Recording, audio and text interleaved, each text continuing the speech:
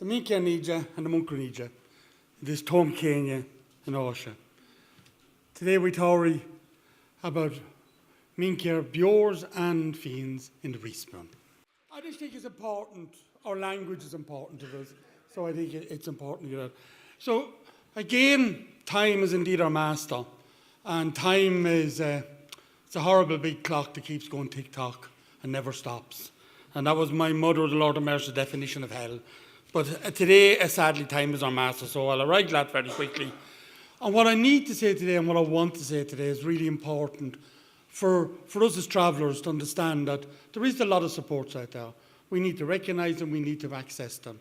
So when we went in to We Feel Forced, now I've been in many prisons and looking around there and I see a lady down there, a good friend of mine, Jane, me7 Jane, black hair at that time, Jane, when we first went into prisons, and that's gone back a long way. So prisons are not by no means strange to me. And I think the peer support that I didn't know what peer support was until I went into prison, then I learned this and learned that, learned the other. But what is it to us? What is it in the prison? How important it is and why is it? And I was saying, that we go into prison, we have a group of men that when we meet, what brings them there? What makes them come in? And today we heard a lot of talk about the whole thing of inferiority, the thing of internalised oppression, and that is alive and real. And internalised, and not only, let us not be naive around this, that we as travellers have internalised that oppression, and it manifests itself in many ways, and in one of the ways it does it, we have what I would call an inferiority complex. Everyone can do it better than us. And to try and get that message across to people that that's not true. We can help and support. We can be as equal to anyone in any profession. And that sounds quite true and quite simple, but that's not quite simple when you're sitting down talking to a group of people that their whole history, their whole understanding is that they're outside of all of that they're not part of society when it comes to that part of it. And when we went in force, one of the questions I asked the men that was there, why are you coming in here? What's the reason for this? What can we do to help? And so I says, we're not coming in here with a magic wand. We can't open any gates. We're not allowed, we can't do nothing like that. But what we can do is help you to move forward. And one of our main aims going in there was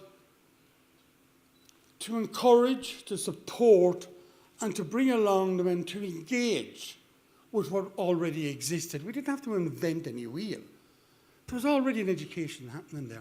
There was already training happening there. Now, it needed to be tweaked a wee bit, mind you, because a lot of people that's supplying or providing this service really didn't understand travellers a huge amount.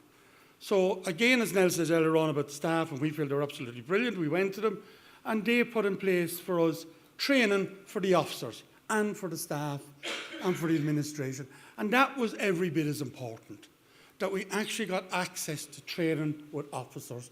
We actually got access to training with the teaching staff, with all the different various services there, and to try and impart with them a bit of knowledge about when you're dealing with travellers. Sometimes things don't fit neatly. Sometimes it doesn't sit neatly for anybody, but for travellers it's very difficult. But I'm going to go back to the group I was talking to. And when we were speaking, one time he said, yeah, Michael, that's grand, he says. And it's great to come in here, he says. But we're talking now to travellers, he says, where normally it's country people. Now, can I clarify terminology for you? When I use the term country people, it's not a derogatory term. It just means non-traveller. For all the travellers here would know exactly what I'm saying. So they were saying to me, normally it would be country people to be here delivering that service to us, he says, and telling us this or showing us this or doing that with us. Now we come in here and we've travellers doing it. And that in itself, without anything being said, was very important. And that in itself gave them more of a bigger light at the end of the tunnel, to think that travellers can come into the prison and work with them when there should not be travellers doing it. And that to challenge that, that's challenging their own ideas, challenging themselves. And then slowly but surely, and we were quite pleased that we went in first, there was very little of them engaging with school, very little of them doing the training. And slowly that built up. And that was nice to see happening. But it was also important for us to build up our relationship with the teaching staff. It's also important for us to build up our relationship with the officers, so they can actually learn as well, because it's not a one-way learning that's taking place here. It's very much a two-way system that's happening. So they were the important issues that we end up discussing. And I have to say that I was very fortunate in my life, never went to prison, thanks be to God. I remember the first day I walked in, this is a true story, into Wheatfield.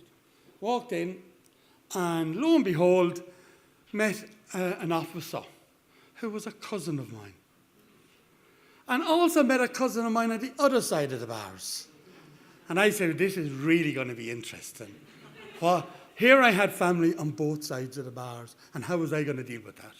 And I think that was, and the lads were, he kept a low profile. I can understand why he's keeping a low profile, because it can be very difficult for a traveller to be a prison officer and express that, because you don't know, like, let's be realistic. Just because today, into this day and age, like, prejudice and racism exists everywhere. And it's not just because I put a uniform on me, which I have wore a uniform, very proud that I wore a uniform, doesn't mean that I'm automatically going to be non-prejudiced or non-discriminatory. It happens, and we have to deal with that. But here we had now a situation where I was in, and the rest of the lads said, we hear there's a traveller in here. And I said, I haven't a clue. I shouldn't be lying, but I did. I haven't a clue. So, but that's one thing that I think would be brilliant in the future if we had travelling men and travelling women who were in the prison service. Why not?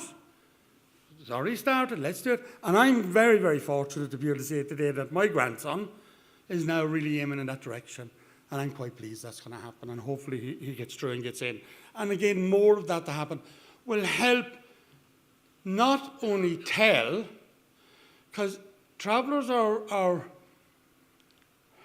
listening to talk for so many years, but they have to be able to touch and feel it. It has to be tangible. It has to mean something. So we can talk about this, but by doing it, actually makes a huge, big difference. And even when we had the group, the peer support group, while we're there, yes, looking at the inferiority complex, looking at the difficulties, but also looking at the positive things that was happening. And there was positive stuff, and very positive stuff. Like, when we were in there working with the group, we decided to do a little book. And it's just called Travellers in Prison. It's a little tiny little book, stories, their own stories. And what impressed me huge was there was this traveller man there who faced a bit like a butcher's block. Tough man, and was a tough man. And went into prison and couldn't read or write or nothing like that. And he stood up in front of us and read his own story that he wrote. And if you had to hear that man and how proud he was, and had no shame in saying that when he went into the prison force, and this is a hard man, how he shed many a tear in that cell. And that's a step forward, and that's an important step forward. So the peer support are of huge importance, but how it's done is even more important. We can say, yes, lovely, let's put this through all the prisons. This will be brilliant. And we can get down and bend the knee, although we don't have to, that IPS or probation service, and say, let's do this. They're open arms on this one. But who does it is every bit as important. Because if we have people going into the prisons, bear with me on this, and you don't have a traveller-led project, you're reinforcing the stereotype, you're reinforcing the whole issue of that it takes country people to do this again. And I'm not saying that disrespectful in any way. I'm saying that as positive as I can. So I think it's going to be important for the future for us that these type of programs happen. But let them happen properly. Let them happen in a way that travellers can actually see other travellers doing this in a real way. Like, a couple of years, I'm involved in this too long. I feel at times too long. A couple of years ago, you wouldn't hear travellers stand up here and say, oh, I'm doing my PhD as if it was norm. That's not norm, lads, you know. You have travellers up here this morning talking about, I have degrees in this, I have that and the other. Like, you know, the battle for primary school hasn't that long been won, believe it or not. We're still in a battle for post-primary. We haven't even engaged properly yet with the third level. So I think that it's huge achievements have happened. So some of this along the way has stuck. So it's important that travellers actually see that. And that's why I said earlier on about it being tangible, that we can see it, we can touch it, we understand it. And them words that young man said to me, he says, yeah, Michael, I come in here because it's brilliant. I feel sometimes of a Thursday when I come in and I'm at home in the trailer, he says, having a chat. And that's the way he felt. Got him out of the cell, got him out of what he's doing. But he says, I'm also talking to travellers. Yeah, I'm conscious of that. Two really quick, I'm going to just say is that at the moment, we've been now working for the last, we're in our fourth year. And I know people have thanked people all day, and I have to say, without the support of the St. Stephen's Green Trust, without the support of the IPS, this wouldn't have happened for us. So it's important that they do get that recognition and they do get that support. And at the moment, we're doing an evaluation of it. And that evaluation is done by an external evaluator, and that person will come in and evaluate this project. And we hope after this evaluation that it will actually come out that this is worthwhile keeping. And then we will go to the IPS, and then we will go to probation. And we'll leave poor Stephen's Green Trust alone, and we'll say, have you got the support? It's a project that I could see mainstreamed, and a project that could be delivered. But when we've gone through this evaluation with it, and also the development of a toolkit that goes along with that, hopefully then we can bring this out and train up people to deliver it. And when I say train up, I mean train up travellers to deliver this to travellers. And we will be back on that. So can I say, Gora Emilia Margot, thank you very much for listening, and well done to everybody.